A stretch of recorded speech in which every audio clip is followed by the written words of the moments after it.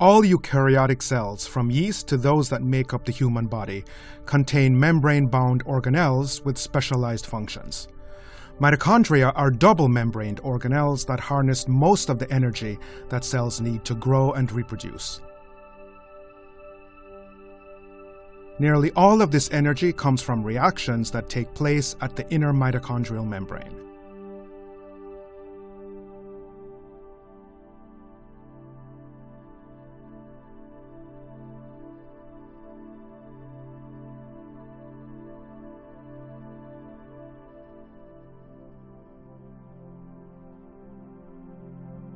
One of the key roles of this membrane is to act as a barrier to positively charged particles called protons, thus allowing a concentration gradient to be maintained where the intermembrane space has far more protons than the matrix.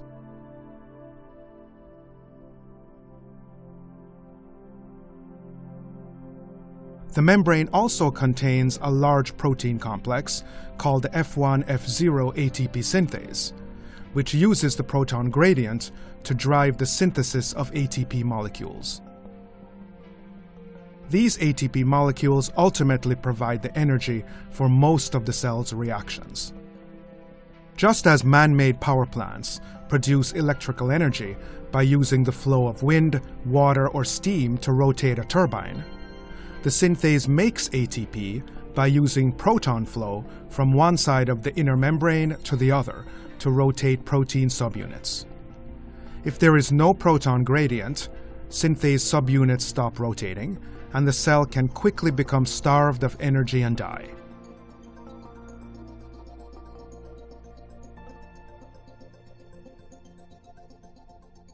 Therefore, the protein complexes and small molecules that establish this gradient and maintain it play an essential role in the life of the cell.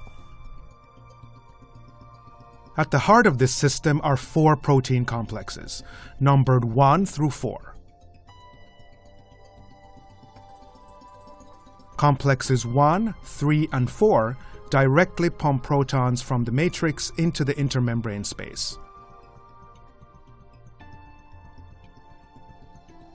Complex 2 does not directly pump protons, but it does promote proton pumping in complexes 3 and 4.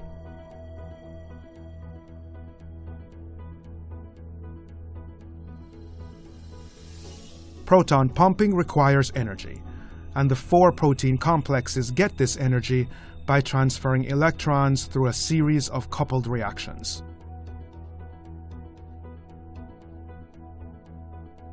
This linked process of electron transport is why the 4 complexes are collectively referred to as the electron transport chain.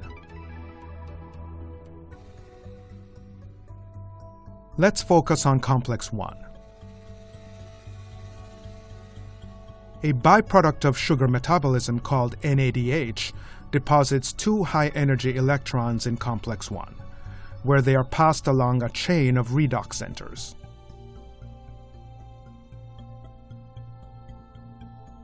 Redox centers are clusters of atoms that have different affinities for electrons based on their unique atomic configurations. Let's closely consider a pair of redox centers to reveal 2 reasons why an electron moves from the top redox center to the bottom. First, the bottom redox center has higher affinity than the top one. Second, the distance between these adjacent redox centers is ideal for an electron jump to occur, which explains why electrons typically don't bypass the bottom redox center.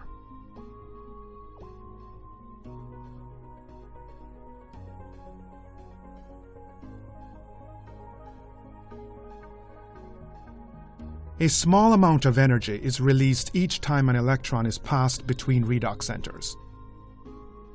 Complex 1 harnesses this energy across all the redox centers and uses it to pump protons.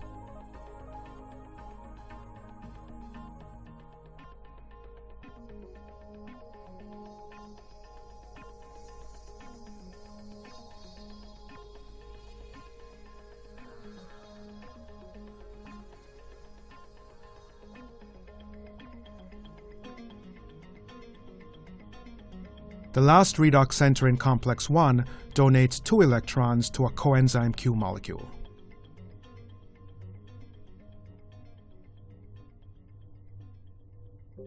Complex 2 is similar to complex 1 in 2 important ways.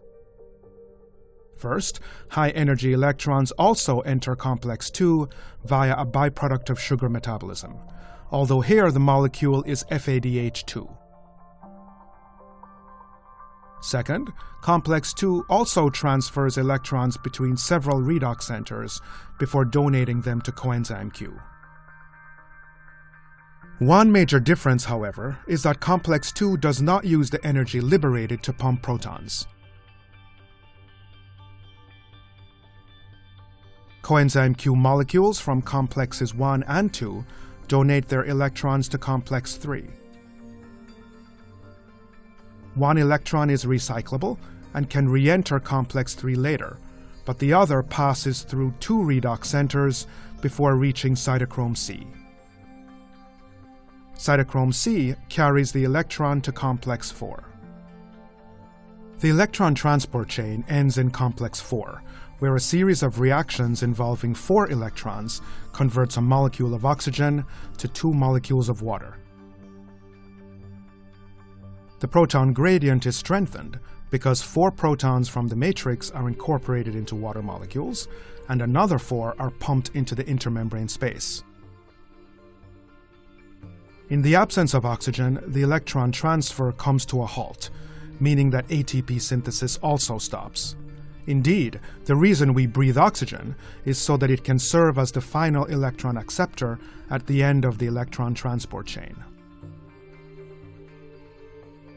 In this animation, we have explored each protein complex in isolation, but in reality they are very densely packed. Together, they effectively make the entire surface of the inner mitochondrial membrane a giant cellular power plant.